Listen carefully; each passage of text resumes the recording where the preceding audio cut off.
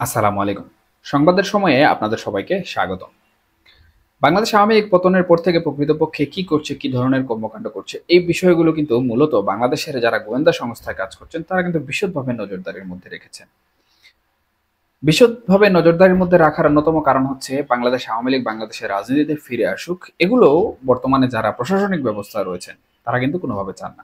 বিশেষ করে যারা আওয়ামী লীগের পতন ঘটিয়েছেন, অর্থাৎ সমন্বয়ক কিংবা বৈষম্য বিরোধী ছাত্র আন্দোলনের যারা নেতৃত্ব দিয়েছেন, তারা কিন্তু কোনোভাবেই চান না।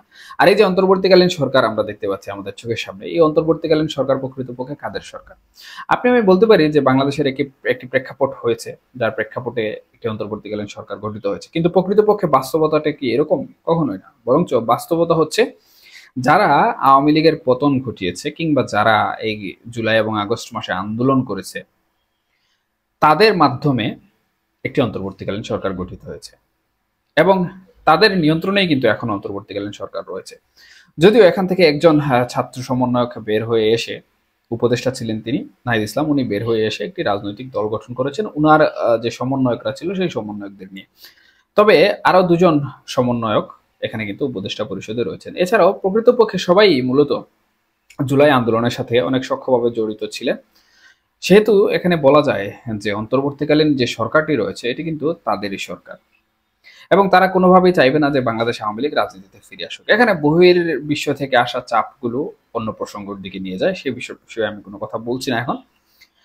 তবে এই যে গোয়েন্দা সংস্থার কথা বললাম বা গোয়েন্দা প্রতিবেদনের কথা বললাম, এই বিষয়টি কিন্তু বর্তমানে তারা খুব অ্যাক্টিভেটেড করে রেখেছে এবং বাংলাদেশে খুব হাই অ্যালার্টে রয়েছে গোয়েন্দা সংস্থা সমূহ। প্রথমত যে বিষয়টি সেটি হচ্ছে বাংলাদেশ আওয়ামী লীগ কিছুদিন ধরে কিন্তু ঢাকায় লাখো লাখো নেতাকর্মী জড়ো হওয়ার একটি কথাবার্তা বলছে, অর্থাৎ যেটিকে একটি আনুষঙ্গিক ভাষায় প্রতিবিপ্লব বলা হয়। বিপ্লব পরবর্তীতে যখন পুনরায় পাল্টা ক্ষমতা আবারও দখল করার ইচ্ছা কোনো রাজনৈতিক দল পোষণ করে, সেটিকে কিন্তু প্রতিবিপ্লব বলা হয় এবং এই প্রতিবিপ্লবের একটি কথাবার্তা কিন্তু আওয়ামী লীগ পতনের পর থেকেই প্রায়শই বলে আসছে এবং এরই ধারাবাহিকতায় প্রাসঙ্গিকভাবে আওয়ামী লীগ এখানে বলেছে যে ভারত যেভাবে কিংবা আন্তর্জাতিক বিশ্ব যদি কোনোভাবে সহযোগিতা করে অথবা সহযোগিতা যদি নাও করে, তাও বাংলাদেশের আওয়ামী লীগের যে সকল নেতাকর্মীরা রয়েছে তৃণমূল পর্যায়ে, তারা এক পর্যায়ে ভিকটিম অবস্থায় রয়েছেন, আত্মগোপনে রয়েছেন। সুতরাং তারা ঢাকা ঘেরাও কর্মসূচি করবেন, ঢাকা ব্লকেট কর্মসূচি করবেন এবং ঢাকা কেন্দ্রিক যেহেতু বাংলাদেশের সবকিছু, রাজনীতি থেকে শুরু করে সবকিছু, সুতরাং এই ঢাকাকে যদি আওয়ামী লীগের নেতাকর্মীরা তাদের নিয়ন্ত্রণে নিয়ে নিতে পারে, তাহলে অটোমেটিক্যালি বাংলাদেশের যে প্রশাসনিক কাঠামো রয়েছে সেই প্রশাসনিক কাঠামো, আন্তঃরাষ্ট্রীয় কাঠামো, অর্থাৎ বাংলাদেশের ভিতরকার যে কাঠামোটি রয়েছে সেই কাঠামোর নিয়ন্ত্রণ আওয়ামী লীগের পক্ষে নেওয়া সম্ভব, এমনটাই মনে করছেন আওয়ামী লীগের নেতাকর্মীরা।